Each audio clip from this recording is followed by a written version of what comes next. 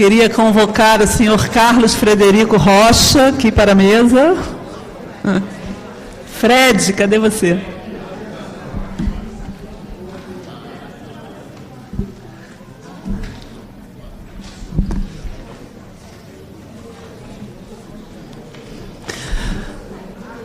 Senta aí, Fred.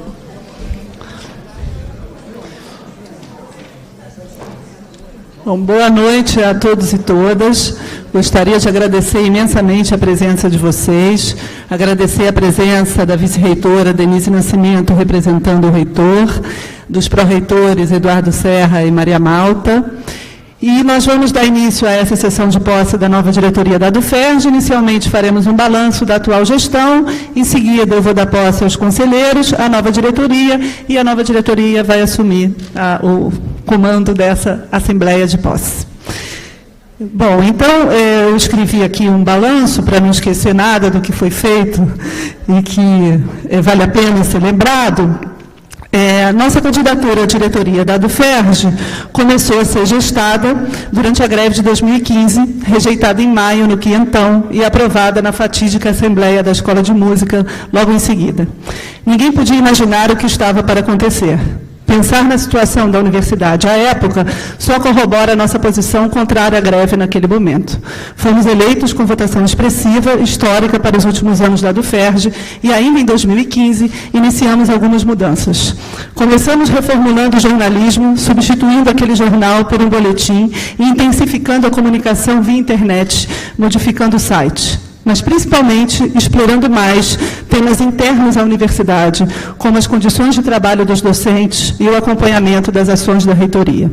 Lançamos uma revista para explorar temas importantes para o UFRJ, os impactos das cotas, o financiamento da universidade e o hospital universitário. Logo iniciamos também nossa agenda voltada para temas de interesse da universidade, temas que suscitam posições divergentes e que acreditamos que ainda precisam ser melhor debatidos antes que o sindicato de professores tire uma posição. Inauguramos a série Sem Tabu, com um debate lotado sobre a PEC 395, com posições favoráveis e contrárias à cobrança de mensalidades em cursos de pós-graduação lato sensu, incluindo posições divergentes, inclusive a do presidente do Andes, na época. Depois continuamos com o debate sobre o marco da ciência e tecnologia. Sobre esses temas, além das fundações de apoio, nosso sindicato nacional, o Andes, tem posição firmemente contrária, o que não leva em conta, em nosso entender, as diferentes visões da universidade que encontramos entre os colegas. Essa foi nossa tônica desde o início da gestão, representar melhor as diferentes visões dos professores e das professoras dessa universidade. Nem todos são contra a cobrança nas pós-graduações lato sensu, nem todos são contra o marco da ciência e tecnologia, nem todos são contra as fundações. Sequer sabemos se aqueles que são contra são maioria. Nem todos querem um sindicato voltado exclusivamente para questões políticas externas à universidade, nem todos apoiam este ou aquele governo, nem todos sequer são de esquerda. Mas o sindicato precisa buscar representar todo mundo, abrindo debate, focando em pautas específicas em torno das quais obter apoio de um número mais amplo de docentes, formando e ampliando consensos e votando, quando necessário, para tirar uma posição da entidade. Gostaríamos de ter aprofundado os mecanismos de participação, inclusive por meios digitais, mas descobrimos, durante o percurso, que nenhum sindicato faz isso, nenhum sindicato usa meios digitais para debates virtuais. Usam, sim, votações eletrônicas apenas para decisões sobre greves e paralisações. Mas sobre esses temas, acreditamos que o nosso método de votação em urna funcionou e não é necessário mudar o regulamento por enquanto. A Assembleia Multicamp foi outra conquista dessa gestão. Tivemos problemas pontuais, na verdade, em 2 assembleias, mas muitas outras em que a conexão funcionou e conseguimos ligar a contento os campi do Fundão, do IFIX ou da Praia Vermelha e de Macaé. O ano de 2016 foi difícil. Seguimos nossa orientação de abrir o espaço de discussão sobre questões nacionais. Desde o início da discussão sobre o impeachment, organizamos diversos debates sobre temas relacionados ao tema, em áreas que mobilizavam nossos docentes e pesquisadores sobre assuntos em destaque na época. A atuação dos meios de comunicação na chamada Guerra de Narrativas, organizado em conjunto com a Escola de Comunicação, as Liberdades Democráticas, organizado em conjunto com a Faculdade Nacional de Direito, a pauta fiscal, que embasava a denúncia em conjunto com o Instituto de Economia, realizado no IFIX. Uma das primeiras medidas do desgoverno Temer foi extinguir o MCTI e, com ele, a Política Nacional para a Ciência e Tecnologia, uma conquista antiga dos cientistas brasileiros. Lançamos, em maio de 2016, a campanha Fica MCTI, organizamos ações virtuais, como a troca das fotos do Lattes, inclusive com o Arthur Ávila, nosso medalha Fields, que trocou a foto dele no Lattes. Ajudamos a fundar a Frente contra a Extinção do MCTI, conseguindo adesão de cientistas importantes e promovendo atos públicos, como o Abraço no CT, que reuniu muita gente e conseguiu ocupar toda a extensão do Bloco A ao Bloco H. Depois vieram as medidas de austeridade, simbolizadas de forma drástica pela PEC do teto de gastos. Aqui é preciso observar que, independente da posição que cada um tenha sobre política econômica e responsabilidade fiscal, essa emenda só foi uma emenda constitucional para reverter o mínimo de despesas obrigatórias com saúde e educação, uma conquista da Constituição de 1988. Gastos federais com educação significam, em grande parte, universidades. E defender a universidade pública e o investimento estatal que permita seu funcionamento é uma das razões de existir da ADUFERJ. Tivemos um papel singular no embate contra a então PEC 241, que virou PEC 55 e foi aprovada como emenda constitucional 95. Lançamos a campanha Brasil 2036. Produzimos uma quantidade enorme de material didático sobre a questão. Foi difícil mostrar para a opinião pública os efeitos técnicos de uma medida que era apresentada como de teor técnico, necessária apenas para equilibrar as contas do governo. Aqui percebemos uma especificidade de nossa ação política como entidade docente, composta por pesquisadores que têm, no argumento, sua matéria de trabalho. Uma dessas especificidades é justamente a produção de discursos para fazer circular a informação em uma camada capaz de entrar na disputa de narrativas nas redes sociais e na imprensa, que foram decisivas nessa matéria. Aproveitamos o conhecimento do Fred e de outros colegas sobre o tema, investimos na produção de material de fácil circulação, incluindo textos para um público mais amplo, memes, vídeos e GIFs. Juntamos ativistas de outros movimentos nacionais anti-austeridade, mais acostumados ao uso das redes, e promovemos um tuitaço que chegou a trending topic no Twitter e inventou a hashtag PEC do fim do mundo, que até hoje a gente vê sendo usada nas redes sociais e na imprensa, foi inventada durante esse tuitaço. No meio do tuitaço, sacamos a oportunidade e puxamos um evento no Facebook, que chegou a ter 50 mil confirmações e se transformou em uma passeata que levou quase 10 mil pessoas a Cinelândia. Fizemos questão que essa manifestação, puxada pela ADUFERJ, não fosse aparelhada por partidos e sindicatos tradicionais, que acontecesse sem carro de som e sem falas centralizadas. O encerramento foi marcado, infelizmente, pelas abusivas e já costumeiras intervenções policiais. É preciso dizer que a rua está viciada. Temos um presidente com 97% de desaprovação e essa indignação não consegue se traduzir nas ruas. Há o problema da repressão policial, mas também outros fatores decisivos. Tivemos muitas manifestações de rua em 2013, 2015 e 2016. Inicialmente amplas, depois polarizadas pelos campos a favor do impeachment e contra o golpe. Eu costumo dizer que a diferença entre agora e 2013 é que agora já teve 2013. Em 2013 não tinha tido 2013. Participamos ativamente de todos os atos de rua e da greve geral promovida pelas centrais sindicais. Paralisamos e mobilizamos para a grande passeata do dia 15 de março contra a reforma da Previdência e depois na greve geral do dia 28 de abril deste ano. Essas foram as ocasiões mais relevantes da rua durante os ataques recentes. Sempre mobilizamos, em conjunto com as outras entidades da UFRJ, o Sintoferj, o DCE, a APG e a AtoFerj, que é a Associação dos Terceirizados.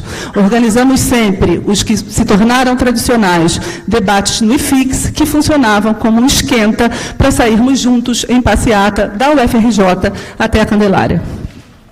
É fato que, nacionalmente, a mobilização, ao invés de aumentar, foi diminuindo. O último ato, agora em setembro, foi desestimulante. A diretoria indicou a paralisação e mobilizou para a passeata, mas não devia ter mais do que 500 pessoas na Candelária. A participação dos docentes foi pequena. Não os responsabilizamos por isso. Ao contrário, é parte de nossa posição política tentar entender a mensagem. Acreditamos que se trata, no caso, de uma descrença no poder das ruas no momento atual. E, por isso, é preciso inventar novas formas de luta e de mobilização. Há disputas internas nas centrais, problemas políticos relativos aos aparelhos que, infelizmente, as controlam e que atrapalham as convocações de grandes atos de rua. Nossa posição quanto a isso foi a que expusemos desde sempre. A democracia precisa, de modo incontornável, de partidos e representantes. Eu mesma confesso que, diante da crise política que vivemos, estou em busca de um partido ao qual possa me filiar, só não sei qual. Acho importantíssimo que partidos existam e disputem posições e postos na sociedade. No entanto, parece consenso que essas organizações precisam rever suas práticas e se tornar mais porosas para o que se passa na sociedade como um todo. O aparelhamento de sindicatos e movimentos sociais é apenas uma das práticas que afasta as pessoas dos partidos e, nesse caso, especialmente dos partidos de esquerda. Portanto, não é uma postura antagônica à existência e à liberdade de expressão dos partidos denunciar o aparelhamento que alguns partidos fazem dos sindicatos e que é também uma das razões do esvaziamento das ruas nesse momento em que tanto precisaríamos de ruas cheias contra os ataques que estamos vivendo. A AtoFerj sempre se manteve independente, pois ela é de todos os professores e de todas as professoras da UFRJ, independente de suas bem-vindas preferências partidárias. Por isso, achamos que a AtoFerj seria mais importante que a AtoFerj atuasse, a partir desse momento, em torno de pautas específicas. Sejam pautas, por definição, sindicais, como condições de trabalho, salários e defesa da universidade pública, ou pautas internas à universidade, sobre as quais ainda é preciso ampliar o consenso e melhorar nossos meios de debate, como questões sobre o financiamento da universidade, a relação com empresas, fundações e mecanismos para a melhoria da gestão. Alguns exemplos de pauta sobre os quais atuamos intensamente foram a reforma da Previdência. Fizemos um estudo sobre a votação de todos os deputados federais do Rio de Janeiro em diversas localidades do Estado e instalamos outdoors específicos para cada um em sua região eleitoral. A medida parece ter surtido efeito, pois recebemos muitos telefonemas raivosos de alguns desses deputados pedindo para que retirássemos imediatamente os outdoors da sua região eleitoral. Participamos e organizamos ações de solidariedade à UERJ, nesse momento tão importante em que parece que a UERJ é um laboratório de um projeto que pode se alastrar para outras universidades públicas.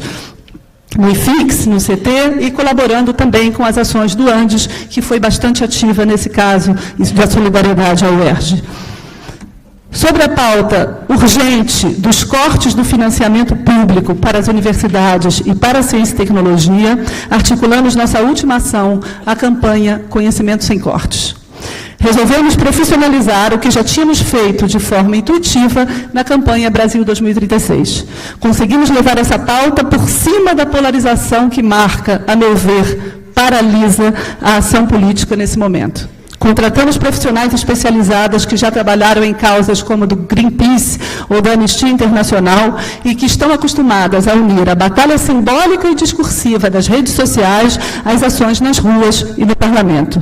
Reagimos de diversas formas às inúmeras ofensivas para reduzir o financiamento público da universidade e da pesquisa, seja com artigos embasados na grande mídia, artigos meu e do Fred no Globo, no Nexo e em outros meios, seja como um modo de tornar visível o tamanho dos cortes com os tesourômetros instalados aqui na Praia Vermelha, mas também em Brasília, em parceria com a ADUMB, e na UFMG, em parceria com a APBH. Seja levando para a rua nossas pesquisas e tudo que é feito de essencial na universidade, como nas 2 marchas da ciência que organizamos no Museu Nacional e no Museu do Amanhã. Fechamos a campanha, levando nossa petição com mais de 83 mil assinaturas entregue em mãos para o presidente em exercício do Senado, Cássio Cunha Lima, e o presidente da Câmara, Rodrigo Maia. 2 conquistas dessa campanha foram essenciais e merecem ser cultivadas.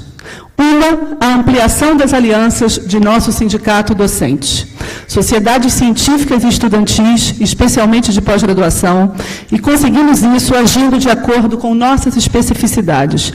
Não se trata de colocar muita gente na rua, mas de estar na rua mostrando aquilo que fazemos, mostrando que o que fazemos é importante para a população, como aconteceu nas 2 marchas da ciência. Aqui foi essencial nossa parceria com a SBPC.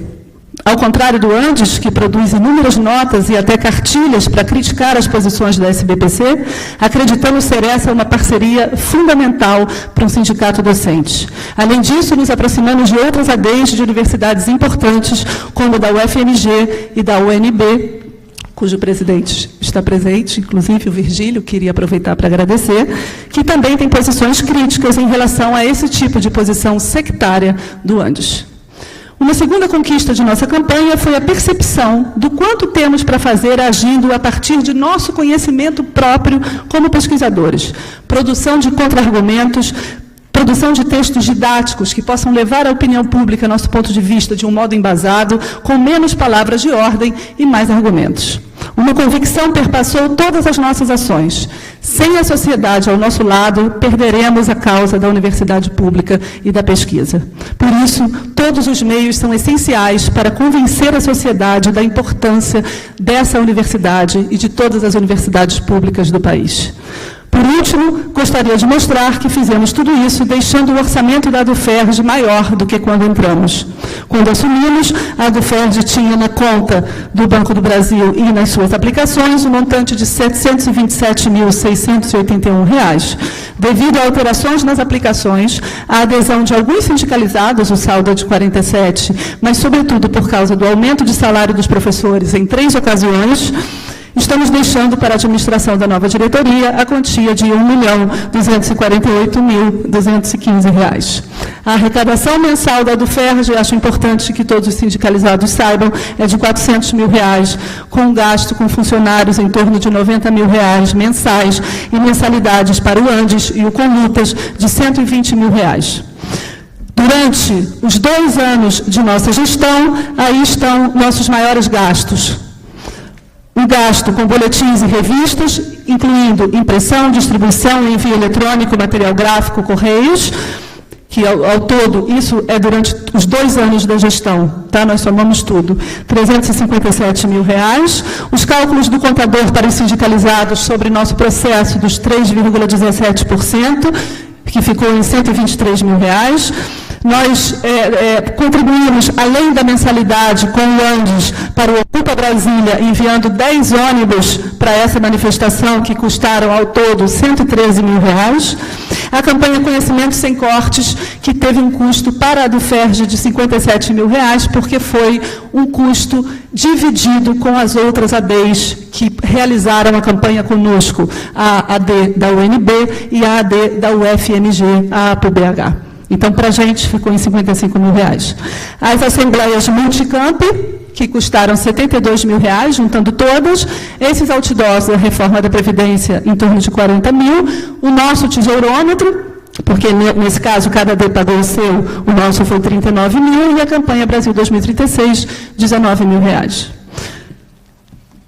Deixamos agora a diretoria da UFERJ com o maior reconhecimento que poderíamos ter tido, que é ter elegido a candidatura apoiada pela atual gestão, com expressiva votação e adesão de colegas que muito estimamos e que muito nos orgulhamos de passar essa diretoria em suas mãos. As eleições para a diretoria tinham chapa única há muitos anos, com em torno de 400 votantes.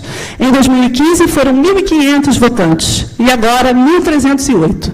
Isso significa que a UFRJ reconhece a importância cada vez mais de sua associação docente, que é uma seção sindical do Andes. Essa conquista, tenho certeza, de que é reconhecida até por aqueles que disputaram a última eleição como oposição à gestão atual. A UFERJ sai valorizada desse processo em um momento em que tanto precisamos de sindicatos fortes, mas também de sindicatos inovadores e representativos. Espero sinceramente que a oposição possa atuar mais em conjunto, ao menos em tantas pautas sobre as quais nossas concordâncias são maiores do que nossas divergências. Mantivemos os laços durante a gestão com as organizações estudantis e de servidores da UFRJ. Foi essencial termos podido organizar todas as ações conjuntas que conseguimos fazer. Apoiamos o DCE e os terceirizados em diversas de suas ações, reconhecendo a importância dessas organizações para a UFRJ. Uma autocrítica que podemos fazer é termos nos dedicado menos do que gostaríamos às pautas locais. Queríamos ter feito mais visitas às unidades, por exemplo. Nosso boletim sempre esteve atento às demandas dos docentes em relação às condições de trabalho, mas como diretoria também gostaríamos de ter interagido mais. Além disso, não nos parece contraditório atuar politicamente e buscar medidas que ajudem na vida prática de nossos associados. Foi difícil conseguir um plano de saúde, mas acabamos conseguindo. Em termos de nosso funcionamento como associação docente, também poderíamos ter feito mais. Mas fomos atropelados pela conjuntura nacional durante esses 2 anos que não tínhamos previsto. Nossa relação com a reitoria foi de solidariedade em problemas que dizem respeito ao delicado momento político que vivemos, como é o caso dos cortes no financiamento, mas também temos uma avaliação crítica em relação à sua atuação. E gostaria de passar a palavra ao Fred, que vai falar agora sobre esse tópico.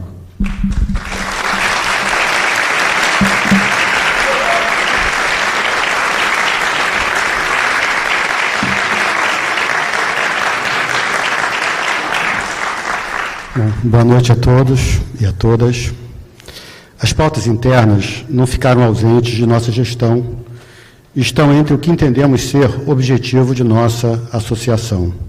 Foram 3 revistas direcionadas a temas internos: cotas, orçamento e hospital universitário. Se é verdade que o tema de cotas foi a celebração de uma luta em que a maioria dos membros de nossa diretoria esteve envolvida, as discussões orçamentárias e do hospital estão longe de ser uma comemoração. No primeiro número da revista, fizemos a avaliação da implantação do sistema de cotas na universidade e discutimos os resultados até então obtidos. Traçamos a nova realidade docente, o novo perfil social e os desafios que encontraríamos pela frente. Como escrevi recentemente, nunca acreditei que pudéssemos gerir uma casa de espetáculos como o Canecão, mas tinha convicção de que poderíamos gerir adequadamente nossas atividades acadêmicas. Nos últimos anos, perdemos capacidade de gestão, perdemos coesão em nossas decisões. Nossa universidade apresenta problemas sérios que devem ser debatidos e compreendidos por uma seção sindical. Esse é o caso das questões orçamentárias. É fundamental colocar que padecemos de falta de transparência no orçamento. As contas não estão online para que todos possam saber a origem e a direção dos gastos. A recorrente prática de aprovação de orçamentos deficitários é danosa, impede a hierarquização de gastos e deixa sem critério a escolha das contas que devem ser pagas. No segundo número de nossa revista, Argumentamos pelo potencial uso do nosso patrimônio no financiamento dos gastos da universidade. Esse potencial não poderá ser atingido mantidas a pouca flexibilidade orçamentária e a obrigatoriedade de passagem dos recursos pela conta única da União, que ferem frontalmente os princípios da autonomia universitária. Não é possível que a universidade seja gerida com uma repartição pública. É insustentável não só sob o ponto de vista orçamentário, mas sob o ponto de vista acadêmico. Como transferir conhecimento para a sociedade com as amarras impostas é um desafio que não superaremos sem a mudança de concepção pública sobre o papel da universidade. Até por isso, a atenção também tem de ser colocada na regulamentação do marco legal da ciência, tecnologia e inovação. A grande vitória que representou a aprovação da legislação pode ser anulada frente à forma como os órgãos de fiscalização encaram essa legislação. Procuramos tratar dessas questões, levantando possibilidades e sinalizando alternativas para a reitoria. Em nenhum momento escolhemos a linha do enfrentamento político e não fizemos de nossa presença no Conselho Universitário uma arma. E sempre mantivemos uma parceria incondicional com a reitoria na luta contra os cortes orçamentários. O terceiro número da revista Dado Ferge tratou do nosso hospital. Conhecer o número de profissionais. Outra vez nos vimos frente à falta de transparência. Conhecer o número de profissionais envolvidos na gestão e operação do hospital foi um grande desafio para a equipe de jornalismo da Ferge. O mesmo ocorreu com o orçamento. Partes soltas, controladas por entes distintos, que tornam nebuloso o conflito atual entre a reitoria e a direção do hospital. Contudo, o risco que corremos com o fechamento do HU é incomensurável, colocando em questão a própria existência da universidade. Estou certo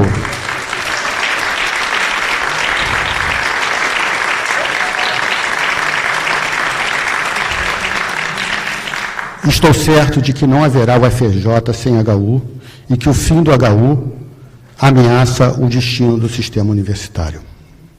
Os boletins também espelharam a atenção às discussões internas. Levantamos a fragilidade da UFRJ na construção de novas instalações. É de assustar a quantidade de esqueletos na cidade universitária e a difusão de instalações modulares pelos campi da instituição. Esse ponto é fundamental, porque trata de duas pautas centrais para a Ferge: as condições de trabalho e a assistência estudantil. Foi também nos boletins que foram discutidos os concursos. É surpreendente que uma COTAV tenha se iniciado sem que a UFRJ conseguisse responder questões muito simples sob o ponto de vista de recursos humanos, tais como quantos professores se aposentaram, se demitiram ou faleceram no período. Quais as unidades desses professores? Que concursos foram realizados entre a última COTAV e a atual? Finalmente, na universidade, há flores e frutos a serem distribuídos. Procuramos sempre nos boletins, nas revistas e principalmente nos vídeos comemorativos do UFRJ-100, destacar a excelência acadêmica de nossa universidade. Entendemos que a apresentação dos resultados que geramos faz parte de nossa missão. E, em minha opinião, foi o lado mais alegre desse período que passamos na frente dessa associação. Saber e divulgar o trabalho de nossos colegas foi uma satisfação. Queria encerrar agradecendo a equipe que trabalhou conosco. Pisar no chão da Ferge pela primeira vez foi um desafio para todos nós. E para a equipe que ali se encontrava. O clima em que assumimos e que foi ressaltado por Tatiana nos trouxe o desafio de gerir algo que desconhecíamos. Introduzimos novas pessoas, Débora e Ana Beatriz, e contamos com o profissionalismo daqueles que ali estavam. Geramos uma amizade que esperamos continuar. Queria desejar sorte para a nova diretoria. Maria Lúcia, Lígia, Edu, Maria Paula, Tatiana, Felipe e Duda. Por fim, queria agradecer a Tatiana pela liderança e cooperação, pela capacidade política e pelo companheirismo. Foi uma parceria inesquecível e que permanecerá. A ela passo a palavra para encerrar nossa gestão. Obrigado.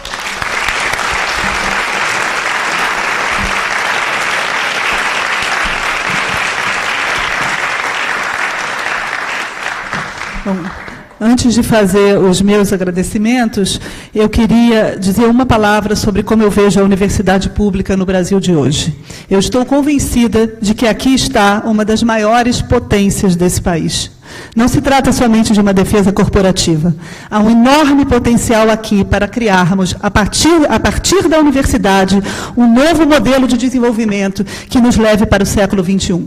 Seja aumentando a interação de nossas pesquisas com empresas de tecnologia de ponta que gerem empregos qualificados, seja na resolução de problemas crônicos como o da energia e da educação básica nesse país, seja na organização e no empoderamento de movimentos sociais mais independentes que representem nossa diversidade, como os movimentos de mulheres e os movimentos negros, que são uma das novidades mais poderosas da nossa cena política e cujo fortalecimento passa, sem dúvida, pela chegada de novos estudantes às universidades. Hoje, essas pessoas estão aqui e é aqui que se formam e que podem participar da concepção de um novo projeto para o Brasil, ancorado no combate às desigualdades, que é ainda nosso problema crônico. Os últimos governos promoveram uma mudança decisiva na universidade. A democratização, a interiorização, a expansão, as cotas foram fundamentais para tornar essa instituição um instrumento da democracia, mudando sua feição anterior de espaço para a formação das elites econômicas. Mas uma falha, para mim, imperdoável desses governos foi não ter explorado essa potência para propor um novo modelo de desenvolvimento mais moderno e sustentável, para o qual o Brasil tem enorme potencial. A partir da produção de ciência e tecnologia, poderíamos ter experimentado um modelo econômico menos dependente de commodities e de indústrias que geram empregos de baixa qualificação. Em um mundo em que o trabalho se modifica de modo irreversível com a automação e a robotização, em um mundo conectado, em um mundo onde a ciência básica é cada vez mais responsável pelo desenvolvimento de ponta, que projeto pode, ao mesmo tempo, levar ao crescimento econômico e reduzir as desigualdades? É a universidade que pode responder a essas perguntas e é por isso que precisamos defendê-la com unhas e dentes. Essa foi nossa principal missão à frente da DUFERJ e continuará sendo. Hoje assistimos a uma ofensiva contra a universidade pública, vídeo que está acontecendo com nossa irmã, a UERJ, e contra o investimento público em pesquisa, e precisamos resistir. Esse é daqueles momentos da história em que somos levados a resistir, mesmo sem termos escolhido esse caminho. Continuaremos nessa missão, juntos com a próxima diretoria, em defesa da universidade pública e da nossa UFRJ. Obrigada.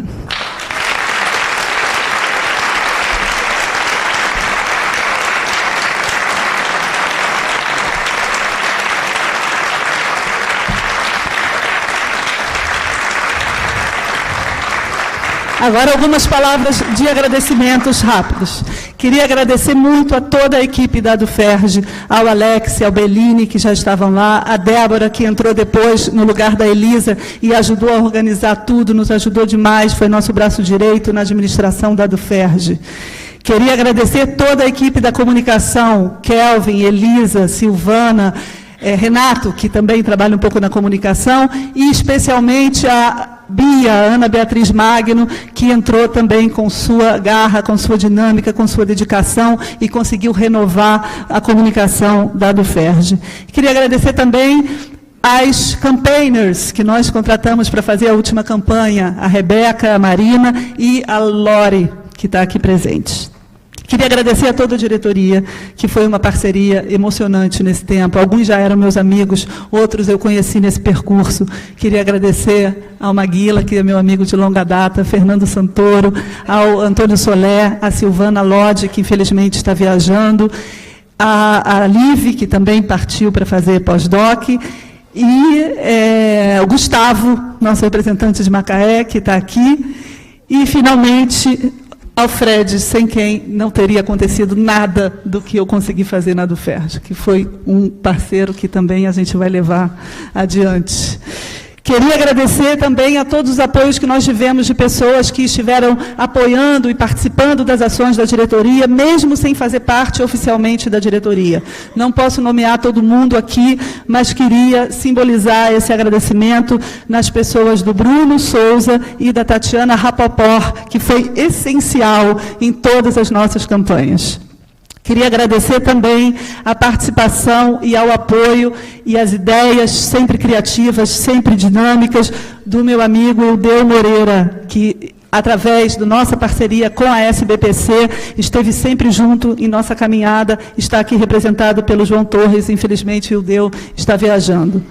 Queria agradecer à nova diretoria que topou esse desafio, que levou adiante, que fez uma campanha linda e que tenho certeza que vai dar a sua própria cara à do FERJ, ainda bem, porque confio plenamente em todos os seus membros e queria, então, agradecer terem topado esse desafio. Já vou nomear todos vocês, mas já agradecendo na pessoa da Maria Lúcia Werneck.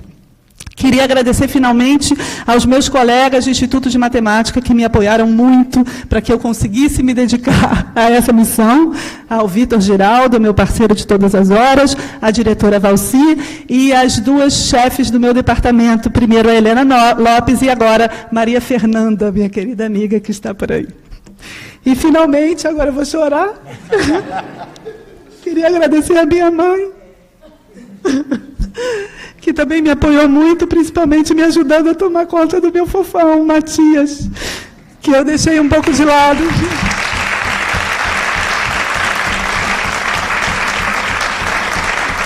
Que eu tive que deixar um pouco de lado nesses anos, mas que agora vou voltar, tá, fofão? Não. Bom, gente, então, encerrando aqui nossos agradecimentos, vou voltar para o protocolo e queria, então, dar posse ao Conselho de Representantes. Então, vamos lá. Bom, primeiro, pelo Instituto de Física, Miguel Quartim, Murilo Rangel, Maurício Pamplona Pires e Nelson Braga.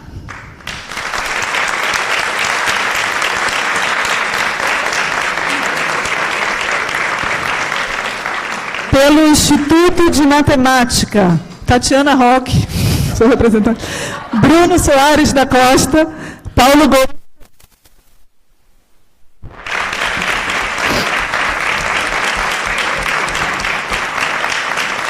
Pelo Instituto de Química, Denise Freire, Mônica Carvalho Cardoso, Pierre Motet Esteves, Alexandre Guedes Torre, Vitor de Oliveira Rodrigues, Cláudio Cerqueira Lopes.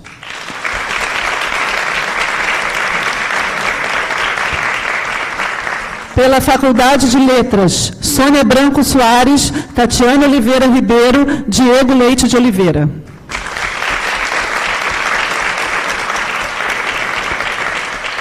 Pelo Colégio de Aplicação, Letícia Carvalho da Silva de Oliveira. Pela Escola de Comunicação, Fernando Antônio Fragoso, Alessandra Vanucci, Consuelo Lins e Liv Sovic.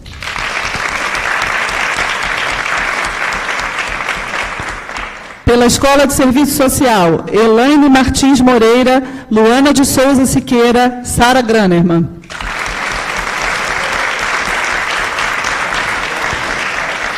Pela Faculdade de Educação, Deise Arenhart, Ana Lúcia Cunha Fernandes, Núbia de Oliveira Santos, Jorge Ricardo, Jaqueline Girão.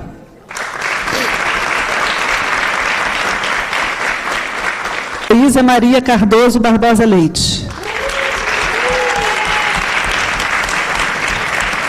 Pelo Instituto de Economia, Carlos Frederico Leão Rocha, Wilson Vieira, Marta dos Reis Castilho, Alexis Saludian.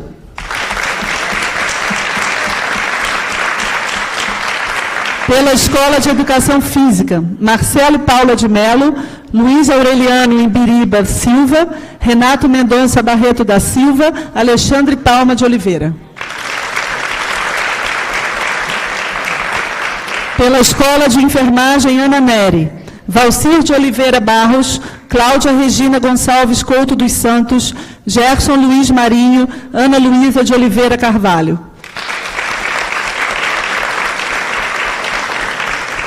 Pela Faculdade de Farmácia, Iraima Moura Lopes Cordeiro, Luiz Maurício da Rocha Lima, Davi Majerovitz, Suzana Guimarães Leitão.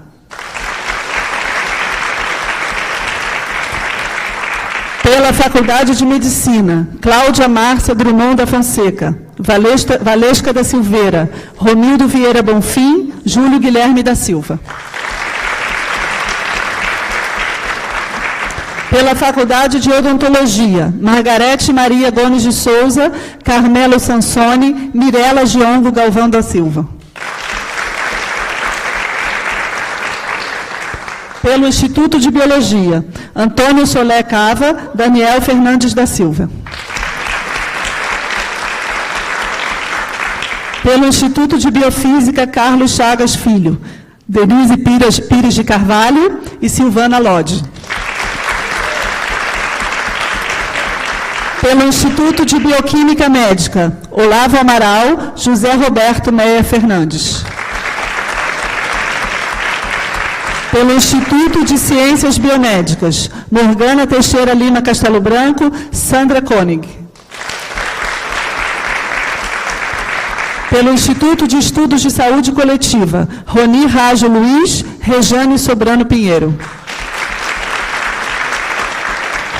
Instituto de Nutrição Josué de Castro, Renata da Silva Monteiro.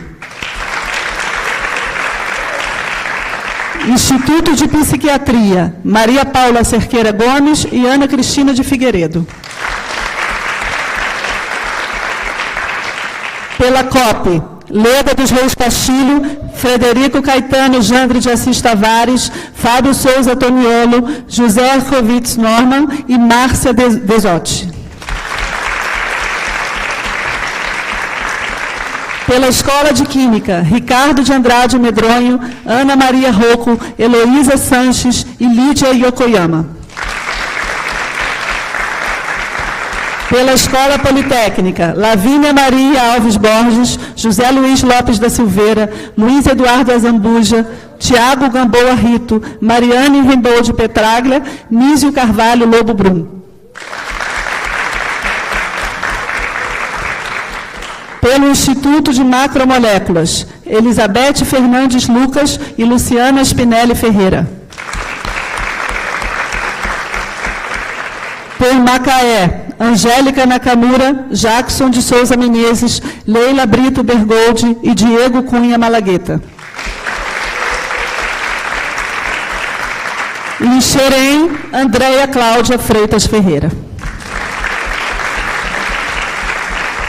Esse será o novo Conselho de Representantes da ADUFERJ.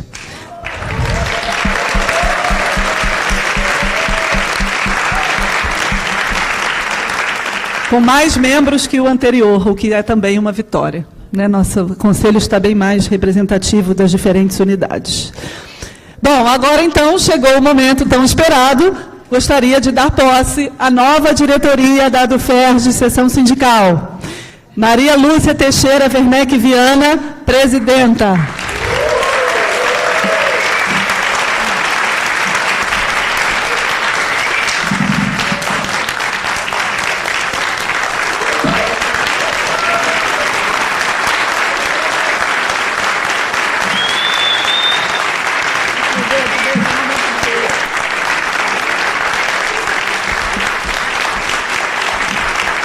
Lígia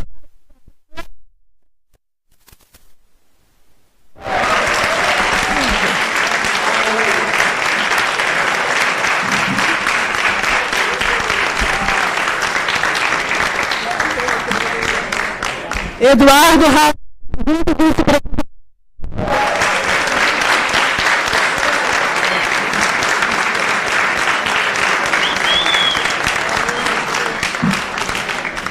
Maria Paula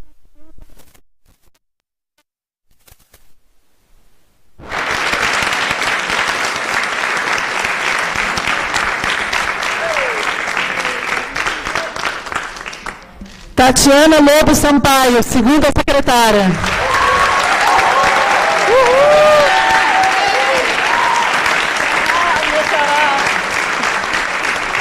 Fernando.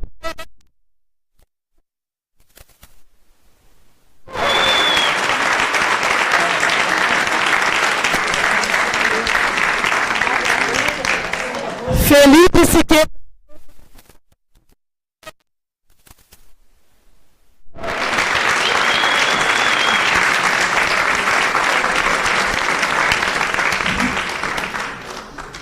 Agora é com vocês. Agora vamos sentar. Vamos sentar. Vamos sentar. Sentar? Sentar.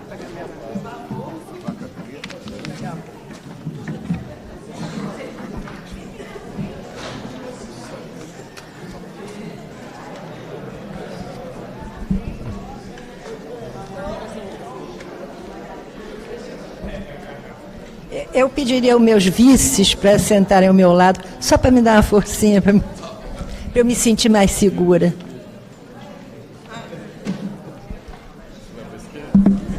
Eu vou para a esquerda. Isso, você fica na esquerda.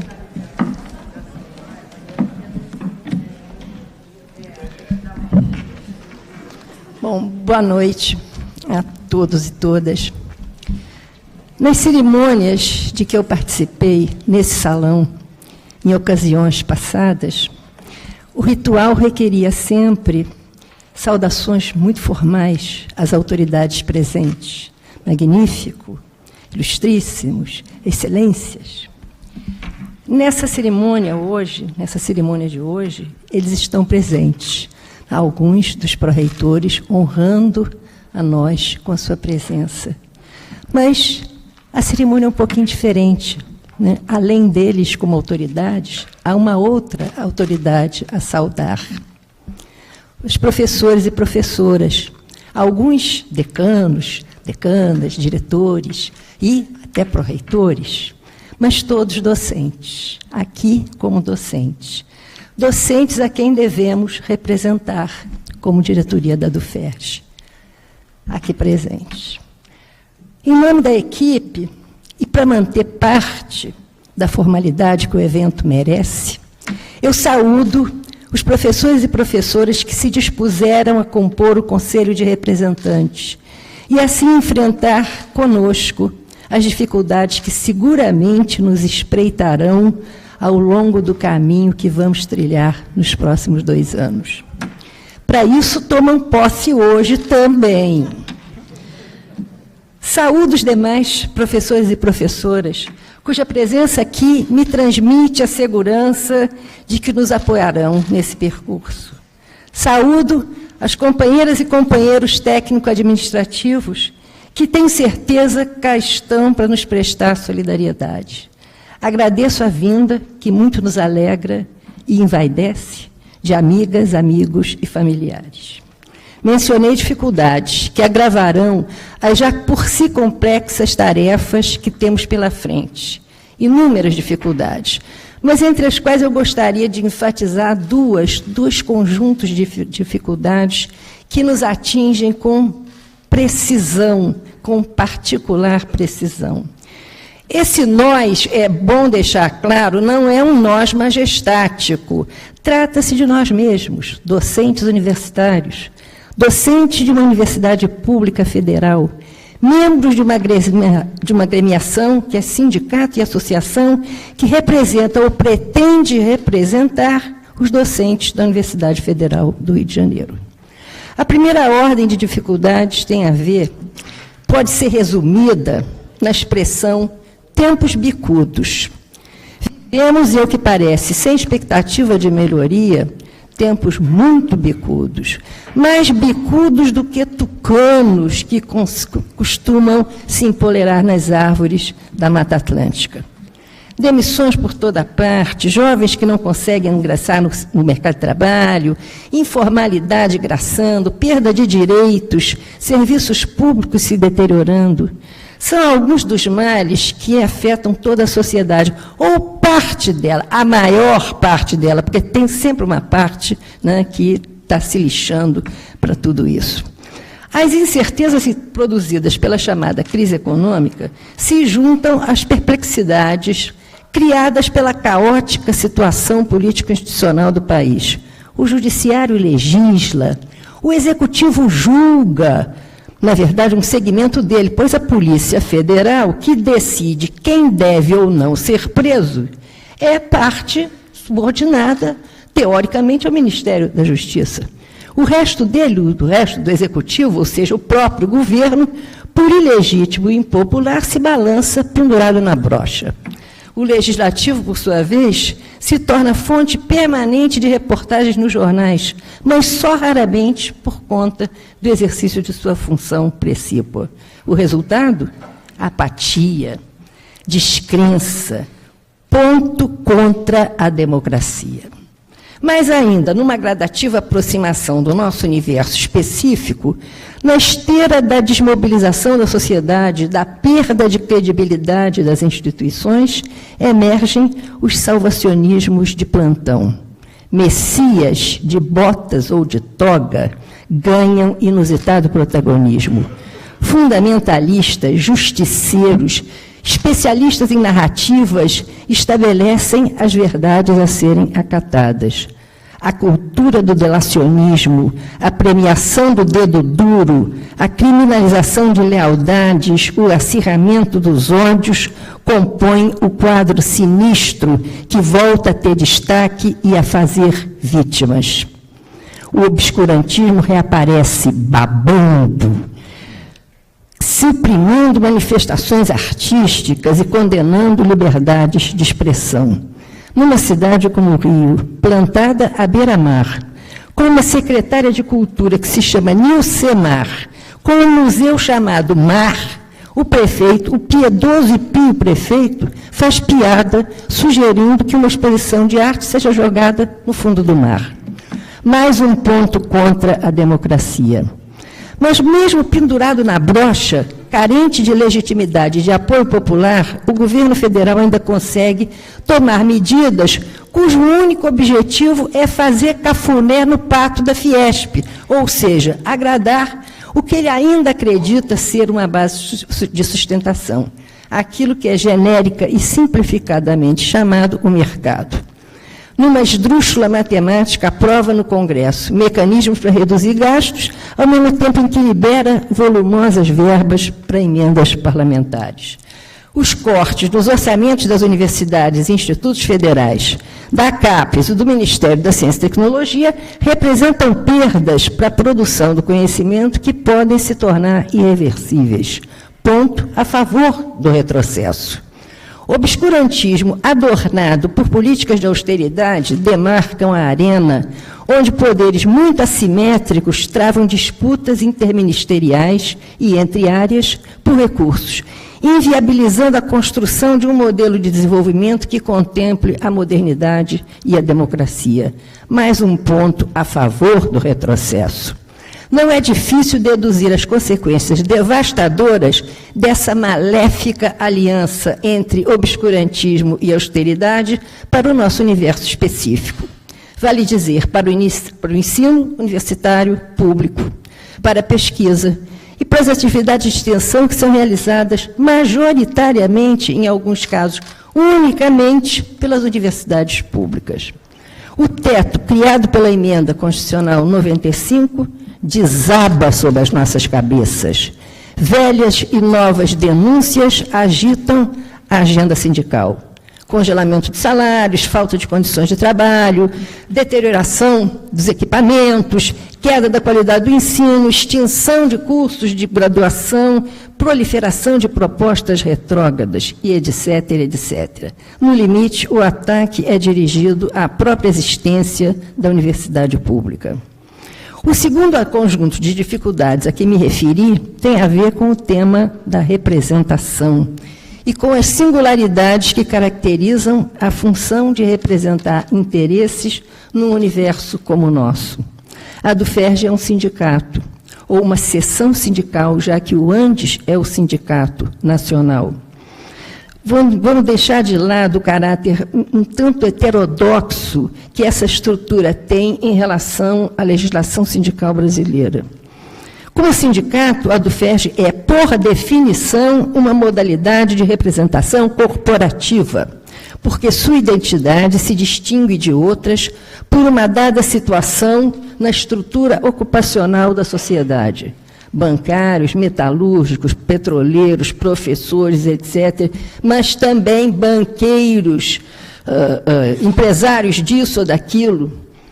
Atributos adscritivos, como gênero, idade, cor, diferenciam entre si os membros de um sindicato.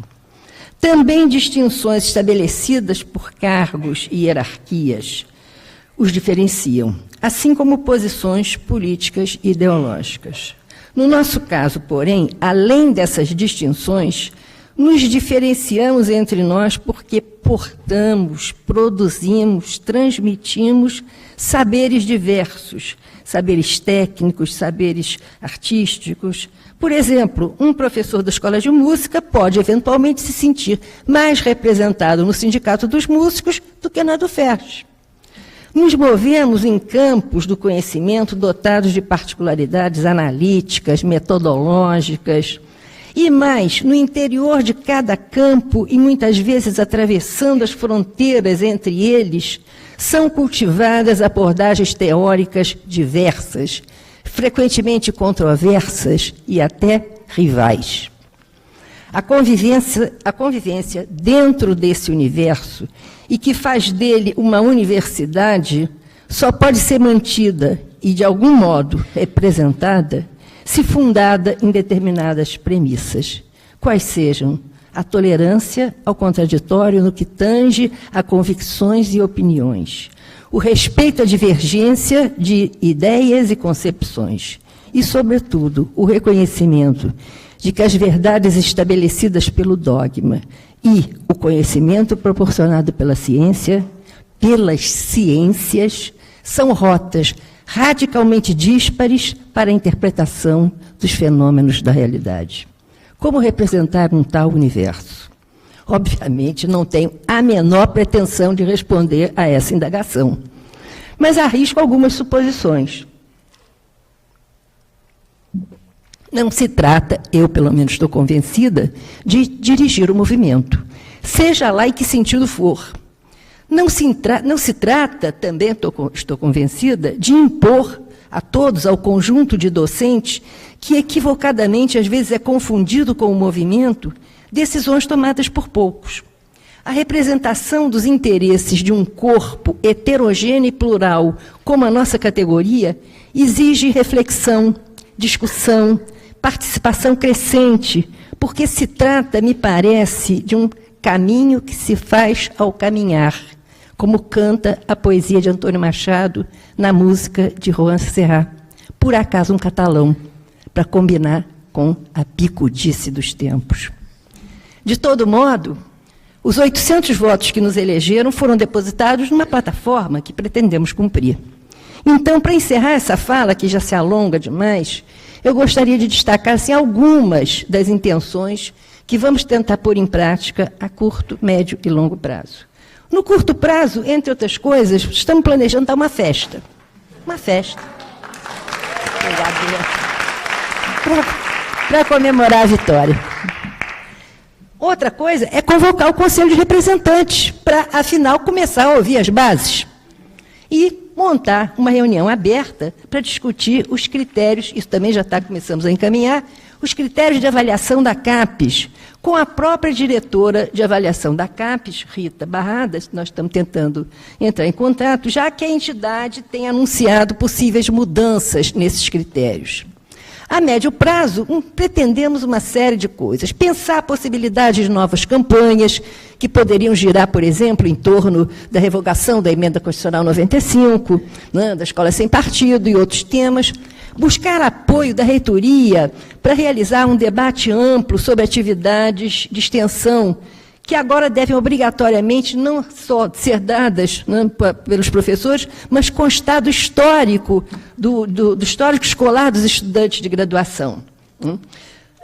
Acompanhar e informar pelo boletim as decisões das instâncias superiores da universidade, dos colegiados superiores da universidade, mas também da Comissão Permanente de Progressão Docente, a CPPD. montar, enfim, uma agenda congruente com a defesa da nossa proposta Universidade para a Democracia. E, no longo prazo, talvez um sonho, a sede própria. Construir uma sede, como fez a Associação de Brasília, com auditório, salinhas e sei lá mais o quê. Teremos muitos desafios a enfrentar, sem dúvida, mas o mais importante deles, aquele que estamos obrigados a vencer, é o de não deixar a peteca cair. É grande a responsabilidade, é muito grande a responsabilidade de dar sequência ao trabalho realizado pela diretoria que hoje nos passa o bastão. Firmaram um divisor, antes e depois. Vamos nos empenhar para preservar as conquistas alcançadas e avançar na consolidação da DUFERJ como um espaço democrático de resistência ao retrocesso e de fortalecimento da universidade pública, gratuita e de qualidade. Muito obrigada.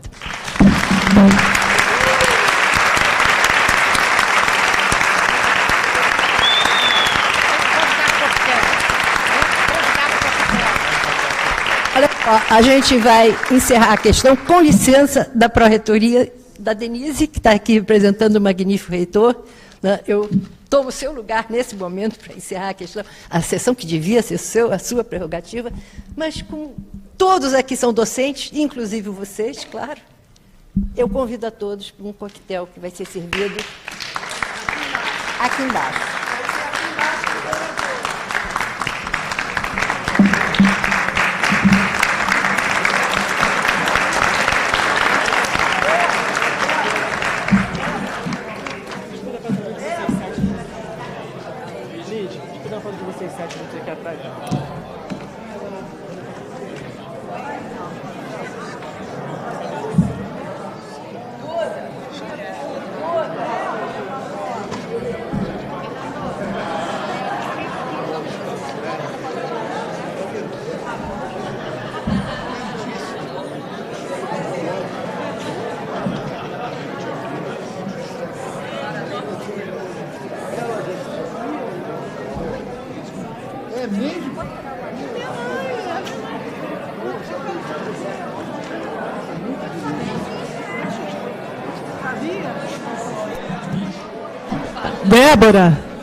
Débora Trigueiro, você guia o pessoal, por favor, mostra para o pessoal onde é o coquetel. O coquetel aqui embaixo, tá, gente? No corredor.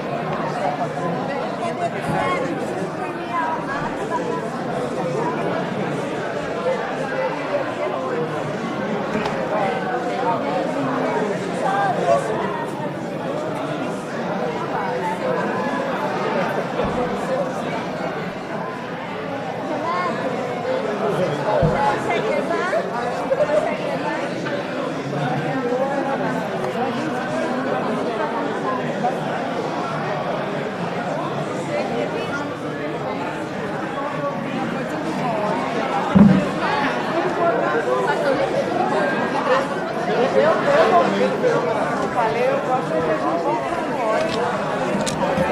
de